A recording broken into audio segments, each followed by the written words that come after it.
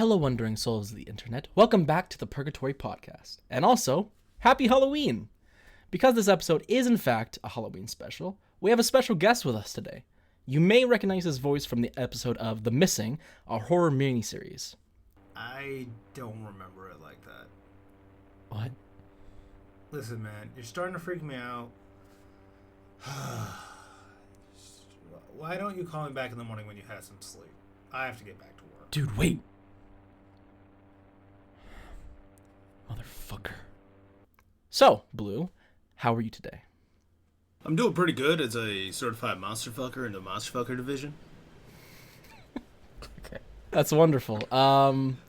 So we've brought Mr. Blue on today, Lynx, because we have a bit of a scary, special little, we have a very interesting story today. It's one of, if not the most famous in the creepypasta realm, right?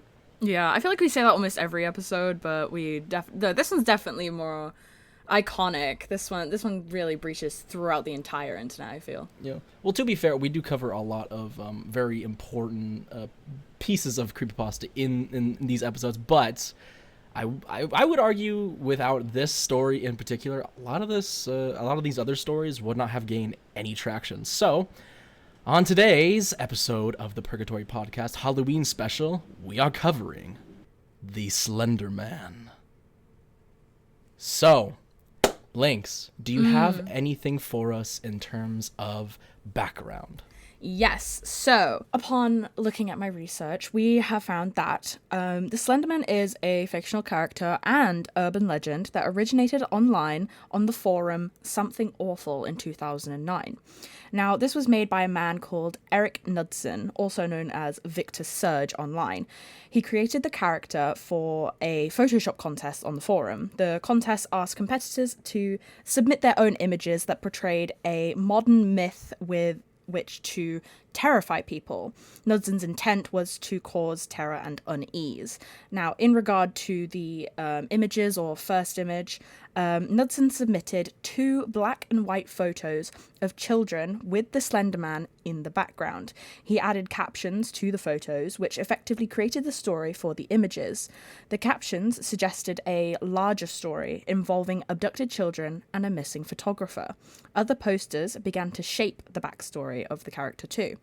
This caused a creative, widespread outburst, causing thousands of people to draw Slenderman and write their own stories about him, which, in turn, has led to the famous creepypasta. So, it's a very creepy and it's a very legendary story, right?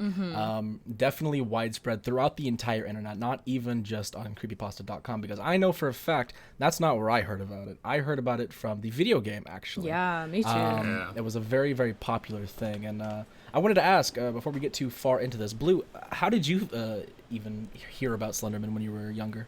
I would definitely say it's through the Markiplier video game videos. Video game videos, yeah. I would through those. I didn't watch a lot of horror as a child, but I was able to get away with watching video game like playthroughs most of the time when it came to horror. Although the same. There was one time I threw my phone across the room while watching a 5 Nights at Freddy's playthrough. So can't say how well it helped me cope, but that's how I remember learning about it. Well, that just goes to show how influential these kind of stories are. I mean, these famous YouTubers can actually go and spread these kind of like wildfire. They have their own video games, and actually they have their own news cases as well. We'll get to that in a minute. But first, we're going to actually look at the story that started it all on creepypasta.com. By the way, if you haven't gone and checked it out somehow, the original story, definitely do go give it a read before we do all this. It's gonna be a lot of fun to read because fun fact, I actually haven't ever read this either.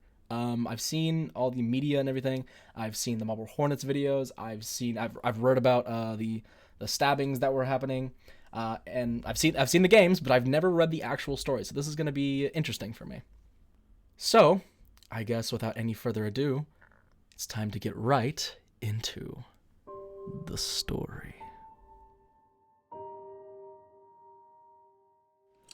After waking up with a jolt, the girl laid in bed for a few seconds longer, reaching over to switch on her bedside lamp.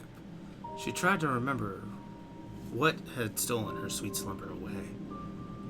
When she couldn't, the brunette swung her legs over the side of the bed and heaved herself up. Checking the time on her phone, she snorted when she saw it was midnight, the witching hour. I mean, I don't know why they're saying midnight's the witching hour. Yeah, I know. I was about to say, isn't 3 a.m.? That's, yeah, I was gonna say like 3 Or is 3 a.m. the devil's hour? Yeah. When exactly was the story written, by the way? Do we know? It doesn't really say. That's it's 2010. Okay. Yeah, I was okay. gonna guess like early January 2010s. January 14th, 2010. So that's okay. This is a pretty eerie time period, I would say. Knowing that sleep would only evade her, she left her bedroom for the kitchen, a good cup of coffee in her mind. As she passed by her front door, a chill spread like liquid fire down her spine. It's only winter, she told herself, focusing again on the coffee plan, measuring out scoops, water, and preparing the cup kept her occupied. But as the dark liquid boiled, she had nothing left to keep her mind from wandering off. The chill returned, and she couldn't help but glance behind her to the front door. It stood there innocently enough, just like always. I'm sorry, how's she making coffee? I don't know. I personally don't measure my coffee like that. Yeah. That's a really I don't weird boil, robotic way to make yeah. coffee. I don't boil the coffee.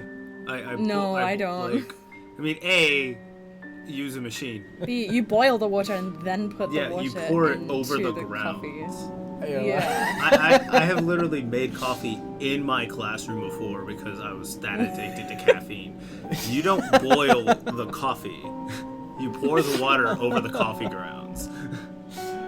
Well, maybe it's her first time making coffee. Maybe that's why she's so paranoid. I don't know. I mean, being on edge, you would maybe screw it up or do it a different way. That is a fair point. Yeah, she definitely. It's obvious she's on edge for something. Let's see what exactly that is.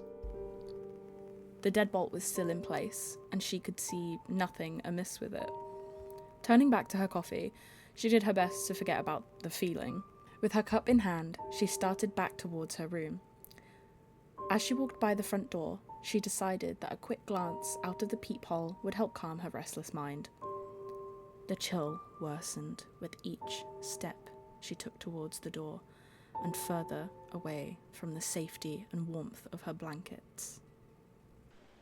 She pressed her empty hand against the cold metal door and took a deep breath before leading her eye to the peephole. At first, she could only see an inky blackness and somehow seemed to swirl in itself. When she blinked in surprise, the void melted away. She wished it hadn't. In its place, there stood what she could only guess was once a man. The limbs were long and inhumanly awkward, with bulky joints branching off into several arms, not unlike the branches of a tree. The creature was draped in a black suit, somehow making the thing more nightmarish to her. So immediately we get this reveal of what exactly this thing is. Like, that is okay. That's a corporate obviously salesman. Yeah. No, obviously it's a uncanny, like, weird thing that's standing out. Like, that would be fucking terrifying. I mean, even if it was a man, that would freak me out. And also, can we talk about the fact that her door is metal? Hello? Yeah, why is your door metal? Are you in a psych ward? What is going on? Again, She could be. At She the way definitely she could makes be. The coffee. Yeah, she definitely could be. But the thing about it is, there's also an interesting description here. It has bulky joints branching off into several arms. So in this depiction, he's got several arms. It's not just the two long ones that he normally, it's not. So usually in fiction, he has long arms and maybe tentacles, on his back. But Yeah, in I this thought one, it was seems to be, which is it's interesting to me because in the original story, he has branching off to several arms. So I just thought that was a pretty cool note there. The icing on the proverbial cake, however, was what passed as the thing's hellish face.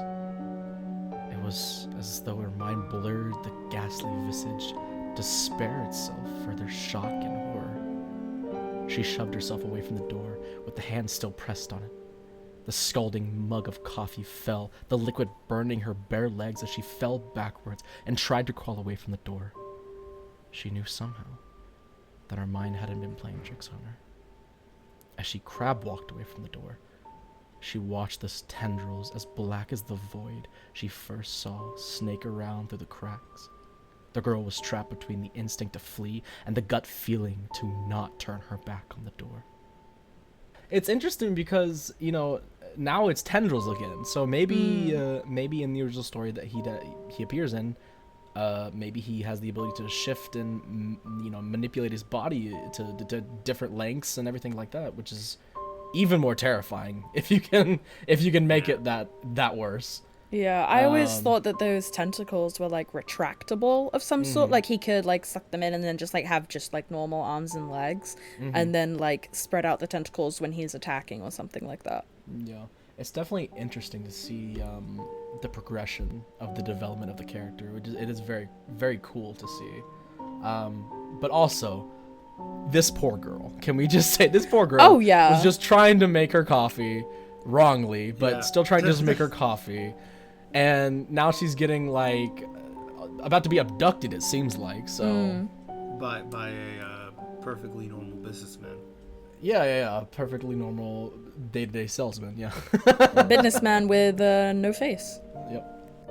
When the door jolted, the urge to flee overcame her, and she slipped in the burning liquid as she tried to make it back to her room.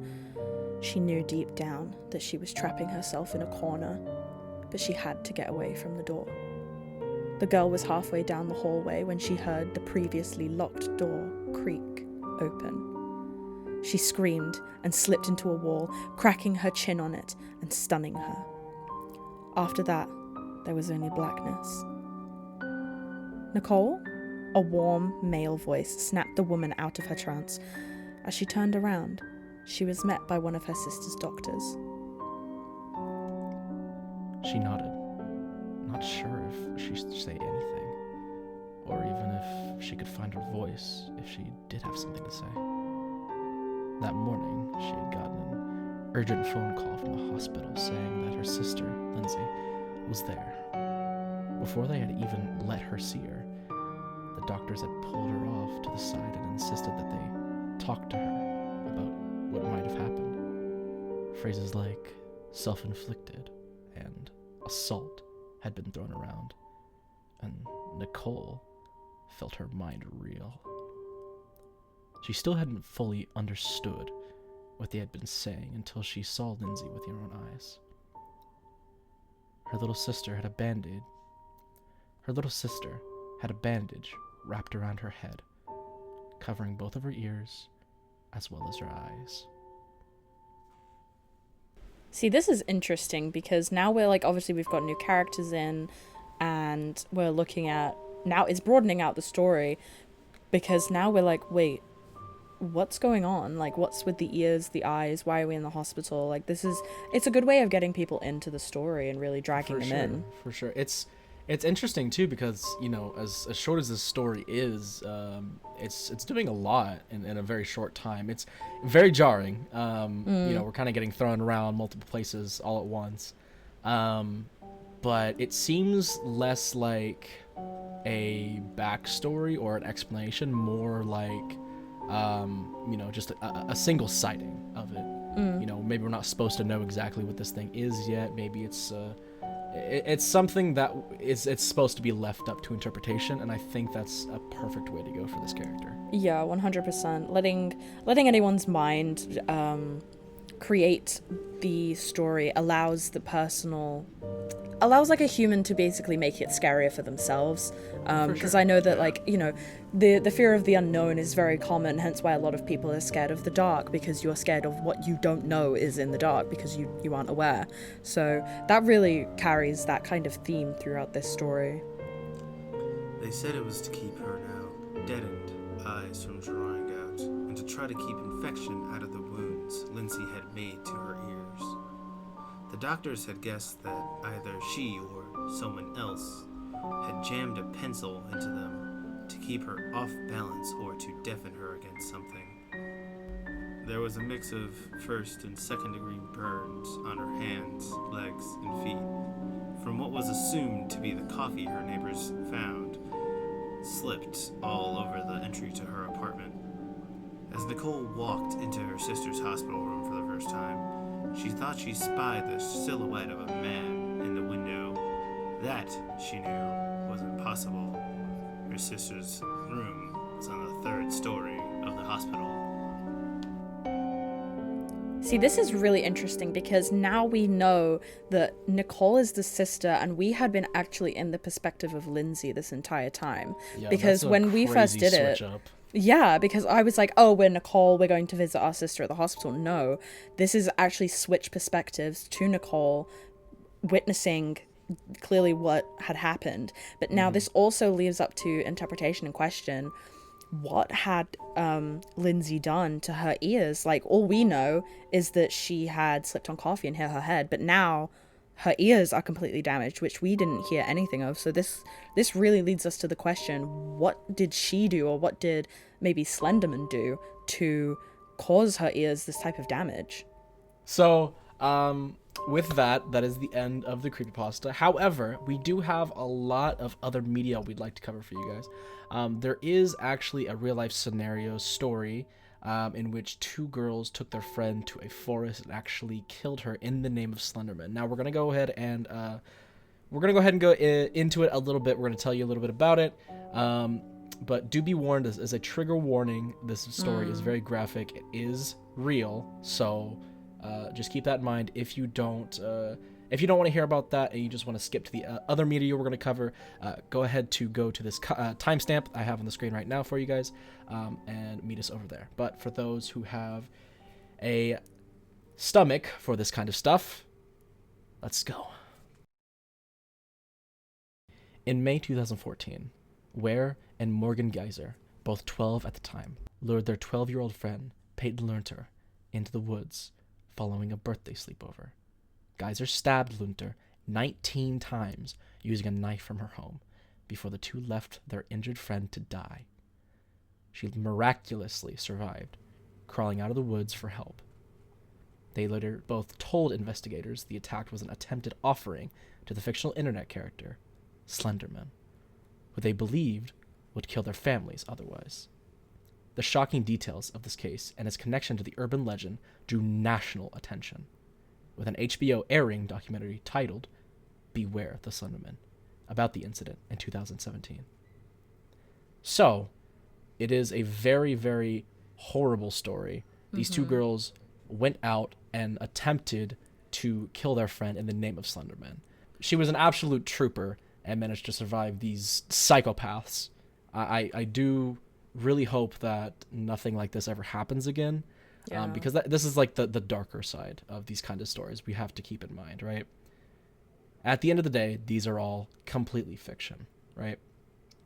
Yeah. While they're fun to kind of fantasize, and imagine and be scared for a story, we have to keep in mind, otherwise this, kind of stuff can happen in real life, unfortunately. We want to keep this as far into fiction as possible. Yeah, I also want to touch on, just to, and I know usually people hate the guy who says this, but I do want to play devil's advocate for just a second, because if we think of being 12 or 13 years old and genuinely believing in Slenderman, because obviously the child's mind is incredibly malleable to believing anything. So, if you were 12 or 13 years old and you completely believed this was real, in a way it shows their dedication to their family. I know it's horrible, but these kids, in their belief and in their mind, they were like, well, I'm doing it to save my family, which I think obviously it isn't a note that's touched on as much, just because, at the end of the day, it isn't real, and maybe at 12 or 13 you should know that. But if you were to think about it and think I do believe this to be real, you can see why they would do it. It may not be reasonable, and it's very, bad, but you can see why they didn't. They didn't just do it for the fun. They didn't do it because they were interested. They didn't do it, like the usual reasoning of, I wondered what it was like to kill someone. That wasn't their reasoning. It was, my family would die if I didn't do this. Mm-hmm. Yeah. It's that, like it says in the article, they were in a kill or be killed belief, and they were both charged with attempted first-degree homicide in March 2015. But because they were under that kill or be killed belief, you can kind of not empathize, but understand where they were coming from. Yeah. In their underdeveloped mind, it is an absolutely horrible crime that we do not condone at all. No. However, it is good to understand why these things happen. I mean, the thing that blows me away about all this is like the last sentence of what they said. Like, HBO made a documentary on this 3 years after it happened. In the case of like Marble Hornets or like all the fan art and stuff, I get that because that's a bunch of quote unquote like unprofessional productions and stuff. But the idea that an actual like professional production company made a documentary on your kid getting stabbed 3 years after it happened. I mean, the kid lived, but like then the Slenderman movie came out a year after that too, so like it was in production no more than 2 years after this. It definitely attracted a lot of media attention, and because of that, it is a very, very legendary figure in horror. Just the genre of horror is defined by this character, and I think it's important that we also take the time to actually go and take ourselves back to the roots. What do you guys say? Yeah, I'm totally down. No, I'm down. So let's go check out every appearance in Marble Hornets. So for those of you who do not know, Marble Hornets is a series on YouTube that's free to watch, and it actually has it showcases the original depictions of this character, but he was not called the Slenderman in this series. It was actually called the Operator. And Marble Hornets is an independent series, so that means it was created by a couple dudes with a camera, as far as my knowledge goes. And Blue, you actually watched a little bit of the series, right? How was it for you? I watched. There's 3 seasons of it, and funny enough, it was actually like the first video, like art production made of Slenderman, because the first episode was actually released like I want to say 3 days after the initial Something Awful post. Like it was made by these 2 guys that I don't remember their names. So yeah, go check them out, those guys. But basically, yeah, it's like you said, these 2 guys just like got together and got some of their friends and made a like series. Okay, cool. So do we have like a story that this revolves around, or is it just essentially just them filming each other with the operator in quotations popping up in the background every now and then? Well, I think an interesting thing that I'll get back to your story thing. Yeah. The name Marble Hornets actually came up because one of the guys was like, I don't want to name it like the Slender Tapes or anything like that. So he decided to name it after like the first 2 things he saw because they were driving in a car. And it was a marble installation and some sort of like hornet killing service. Okay. Billboard. That's so Marble Hornets. Okay. So it's essentially, Yeah. they named it how every like kid named their first gamer tag. So that's cool. Yeah. Yeah. Okay. Well, this is about a 7-minute video. So we don't have to watch all of it, but we can watch a little bit of it and see kind of the vibe of it, because I definitely want to see how it appeared, first, because it's really interesting to see how they interpreted the Operator or Slenderman. All right. Well, let's go ahead and get into it then.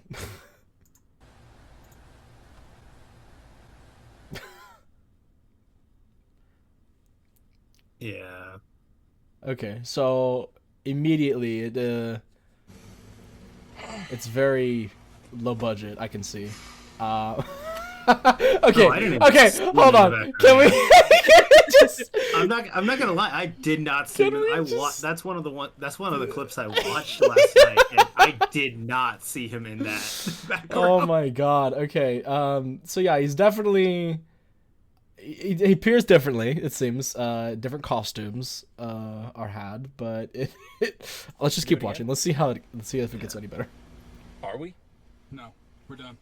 Yeah. So the story of Marble Hornets is these two guys are filming these are all it's a found footage series Okay. where this guy was Off the set. I hope he's not angry. not Tim's on the actors. I can remember names. Alex was this film student making a movie called Marble Hornets. And in the footage, you could just see this guy going crazy. Okay. And it's inferred that it's because of, well, the operator. Okay. Cool. Like, this is the operator breaking into Alex's room, which is kind of zesty if you're asking me. Okay, so it definitely seems creepy though. I mean, obviously it's a dude in a suit, but the idea more than anything. Well, actually, yeah. You know where we're starting? Let me see if The I way can... they did the height in the series was the height looks at least- really good. yeah. At first, it was just a bunch of flip flops like taped together That's funny. because they couldn't afford stilts. I think Yeah. they did get stilts at when they were making season 2 or 3 of it, but season 1, yeah, it's just a dude on flip flops. Okay, let's see about this one then. Ooh, okay, that's a good shot, Lair. I liked that one. Okay, so it seems like so this shot right here, this is a very cool shot. I do like this a lot. The low lighting and the figure. I think this is definitely where he shines. Well, this clip was one of the first times we really saw him quote unquote attacking anyone. Okay, well that's really cool. Okay, well let's keep watching a little bit because this is pretty cool. I want to see if it actually gets any better. Ooh.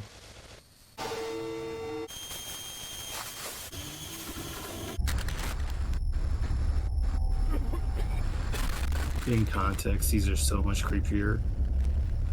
See that? I mean, honestly, that looks like a pretty good outfit. You know, it's hard to. I can count the pixels, but it is a very good costume. You know, Even if it is pixelated, yeah. that really adds to the what is it? What's the word I'm mystique. looking- You know.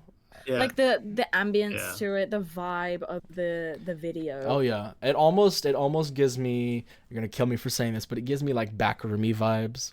Yeah. You know what I mean? Like it gives me uncanny kind of. If you saw this in the woods, you would be I'd flip. terrified, right? I'd flip. I mean, just seeing a man in the woods is scary enough. I mean, seeing a distorted figure in the woods is horrifying.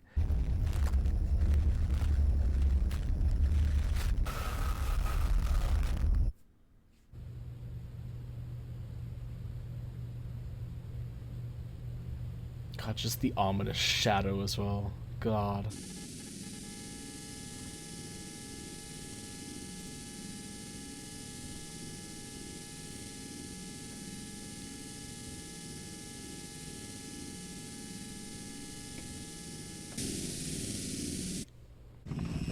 See, that was really good. That was very unsettling. Ooh, okay, that's... Hold on, gotta back it up. Let me see that real quick. There, oh my god. Oh, I want to get a good shot right here. Hold on. That is terrifying right there. Oh my, that is such a legendary photo. I've seen that photo so many times. See that? That is just imposing. It's terrifying. He's bigger than the fucking doorway. He has to like hunch down to even like get there, but like holy hell. But like 2000 and what was it made? Like 2009? Like this is insane. 10, I want to say. 10? still for like that era of especially like YouTube and movie production, for people who to do this so quickly, this is really creepy. Like if I was young and what really freaked me out. Oh yeah, it almost gives me vibes of like those. I don't know if you were on the same page or the same area of YouTube I was at when I was younger, but I used to watch like the aliens caught on camera or something. That's kind of what it gives me Yes. vibes of. You know what I mean? Yes, Yeah. 100%. So it's very creepy. I really do like. It does seem to be getting better though, which I really like. The production value is definitely going up. Yeah. Yeah, you can see it increase. I mean, the one I hate the fact the movie has made me just not scared of Slenderman whatsoever, which is probably why I'm able to take this monster fucker point of view. But it is really well produced.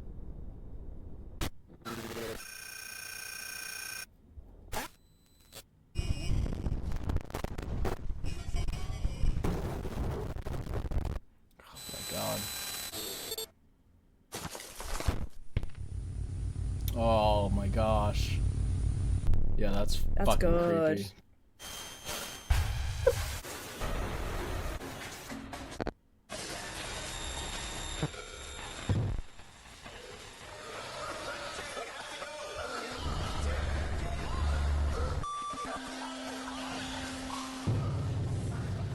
Oh my god.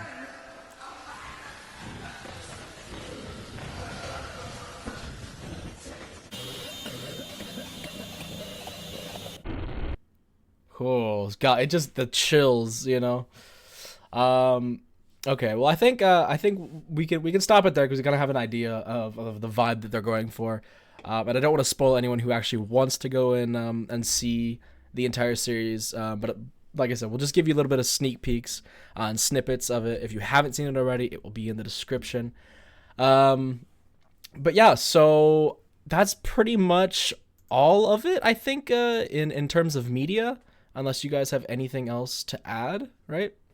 Not in terms of media other than the game, of course, but I think that everybody knows about the game and has at least played some rendition of the game.